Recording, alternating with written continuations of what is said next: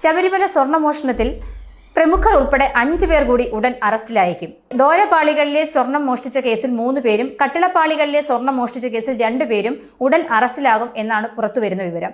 ഇവരുടെ പങ്കിനെക്കുറിച്ച് വിശദമായി അന്വേഷിച്ചു വരികയാണെന്നും നിലവിൽ ശേഖരിച്ച തെളിവുകൾ ഇവർക്കെതിരാണെന്നും SIT അറിയിച്ചു. സ്വർണ്ണക്കൊള്ള കേസിൽ കൂടുതൽ അറസ്റ്റ് ഉണ്ടാകുമെന്ന സൂചന നൽകുന്നതാണ് SIT റിപ്പോർട്ട്. സ്വർണ്ണക്കൊള്ളയുമായി ബന്ധപ്പെട്ട അന്വേഷണം വ്യാപിപ്പിക്കാനാണ് ഹൈക്കോടതിയുടെ നിർദ്ദേശവും.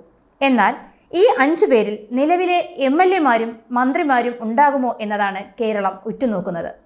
നേരത്തെ തന്നെ ദേവസ്വം ബോർഡ് മന്ത്രി കടകംപള്ളി സുരേന്ദ്രനെ ചോദ്യം ചെയ്തിരുന്നു. ഇതുമായി ബന്ധപ്പെട്ട് മാധ്യമപ്രവർത്തകരുടെ ചോദ്യങ്ങൾക്ക് കൂടുതൽ മറുപടി പറയാൻ അദ്ദേഹം താല്പര്യം കാണിച്ചിരുന്നുമില്ല. ദ്വാരപാലക ശില്പപാളികൾ 2025-ലും വിറ്റതായി സൂചനയുണ്ട്. ഇക്കാര്യത്തിൽ വ്യക്തത വരുത്താനായി മുൻ പ്രസിഡന്റ് PS പ്രശാന്തിനെ ഇനിയും ചോദ്യം ചെയ്യും. ഇന്നലെ വൈകുന്നേരം വന്ന ഇടക്കാല ഉത്തരവ് നിരവധി പേരുടെ നെഞ്ചിടിപ്പാണ് വർദ്ധിപ്പിക്കുന്നത്. സ്വന്തം വീട്ടിലേക്ക് എപ്പോഴാണ് അന്വേഷണ സംഘം എത്തുന്നത് എന്ന് നെഞ്ചിടിപ്പോടെ കാത്തിരിക്കുന്ന പ്രമുഖർ ആരൊക്കെയെന്നറിയാൻ ജനങ്ങളും കാത്തിരിക്കുകയാണ്. ഇവിടെ പ്രധാനമായും 2 കേസുകളാണുള്ളത്. ദ്വാരപാലക ശില്പപാളികളിൽ നിന്നും സ്വർണം മോഷ്ടിച്ചതും കട്ടിളപ്പാളികളിൽ നിന്നും സ്വർണം മോഷ്ടിച്ചതും. നോക്കണേ, പരിപാവനമായ ഒരു അമ്പലത്തിന്റെ വിശ്വാസികൾ ഹൃദയം കൊണ്ട് മുട്ടി വിളിക്കുന്ന ഒരു ആരാധനാലയത്തിന്റെ വാതിൽപ്പാളികളും കട്ടിളയും ശില്പങ്ങളും ഒക്കെയാണ് ഈ പ്രമുഖർ മോഷ്ടിച്ചു കൊണ്ടുപോയിരിക്കുന്നത്. കള്ളന്മാരെ കാവൽ നിർത്തുക എന്ന പഴമൊഴിയുടെ ദൃശ്യാവിഷ്കാരമാണ് ശബരിമലയിൽ സംഭവിച്ചിരിക്കുന്നത് എന്ന് തന്നെ പറയേണ്ടി വരും. എന്നാൽ ആരാണ് ഈ 5 പേര് എന്ന് വീണ്ടും വീണ്ടും ചോദ്യങ്ങൾ ഉയർത്തിയപ്പോൾ ഈ കാലഘട്ടത്തിൽ ദേവസ്വം ബോർഡ് പ്രസിഡന്റായിരുന്ന PS പ്രശാന്തിനെയും 2 അംഗങ്ങളെയും വീണ്ടും ചോദ്യം ചെയ്യുമെന്നാണ് അന്വേഷണ സംഘം അറിയിച്ചിട്ടുള്ളത്. കാരണം മേൽപ്പറഞ്ഞ 2 കേസുകളും, അതായത് ദ്വാരപാലക ശില്പപാളികളിലെ സ്വർണം മോഷണം പോയതും കട്ടിളപ്പാളികളിൽ നിന്നും സ്വർണം മോഷണം പോയതും, ഇവിടെ പ്രധാനമായും ഇപ്പോൾ അന്വേഷണം മുന്നോട്ട് പോകുന്നത് ദ്വാരപാലക ശില്പപാളിയിൽ നിന്നും സ്വർണം മോഷണം പോയതാണ്. ഇതുമായി ബന്ധപ്പെട്ട് ആകെയുള്ള 16 പ്രതികളിൽ 11 പേരും അറസ്റ്റിലായിട്ടുണ്ട്. ബാക്കിയുള്ള 5 പേർ ഏത് നിമിഷവും അറസ്റ്റിലാകുമെന്നാണ് അന്വേഷണ സംഘത്തിൽ നിന്നും പുറത്തുവരുന്ന റിപ്പോർട്ടുകൾ.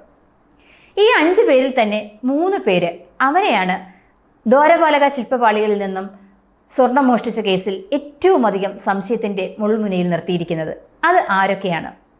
അവർക്കെതിരെയുള്ള പ്രധാനപ്പെട്ട സാക്ഷിമൊഴികൾ, അവർക്കെതിരെയുള്ള പ്രധാനപ്പെട്ട ഡിജിറ്റൽ തെളിവുകൾ, ഇവർക്കെതിരെയുള്ള മറ്റ് മെറ്റീരിയൽ എവിഡൻസുകൾ എന്നിവയൊക്കെ SITക്ക് ലഭിച്ചിട്ടുണ്ട്. ഇതെല്ലാം ഒന്നുകൂടി വിശദമായി പരിശോധിച്ചിട്ട് അവരുടെ അറസ്റ്റിലേക്ക് പോകുമെന്നാണ് SIT ഇന്നലെ ഹൈക്കോടതിയിൽ അറിയിച്ചിട്ടുള്ളത്. ആ 3 പേര് ആരൊക്കെ എന്നത് വളരെ പ്രസക്തമാണ്. സ്വാഭാവികമായും ഇത് നടക്കുന്ന കാലത്തേക്ക് അന്വേഷണം പോകും. ദ്വാരപാലിക ശില്പപാളികളിൽ വീണ്ടും സ്വർണം പൂശുന്നതിനായി ശബരിമലയിൽ നിന്നും ഇറക്കിക്കൊണ്ട് പോയിരിക്കുന്നത് 2024-25 കാലഘട്ടത്തിലാണ്.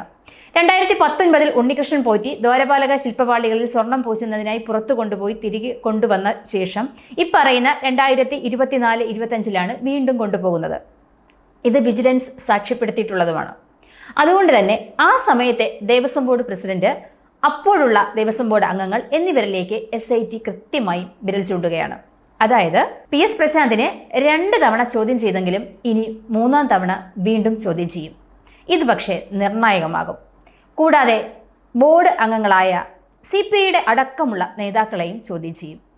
കഴിഞ്ഞയാഴ്ച ആലപ്പുഴക്കാരനായ CPIയുടെ അജിയെ ചോദ്യം ചെയ്യാൻ വിളിച്ചിരുന്നുവെങ്കിലും ചില അസൗകര്യങ്ങൾ കാരണം മാറ്റിവെക്കുകയായിരുന്നു.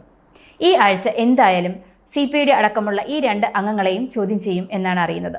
എന്നാൽ ഇവരെയാണോ SIT അറസ്റ്റ് ചെയ്യുന്ന 3 പേര് എന്നതിൽ SIT വ്യക്തമാക്കിയിട്ടില്ല.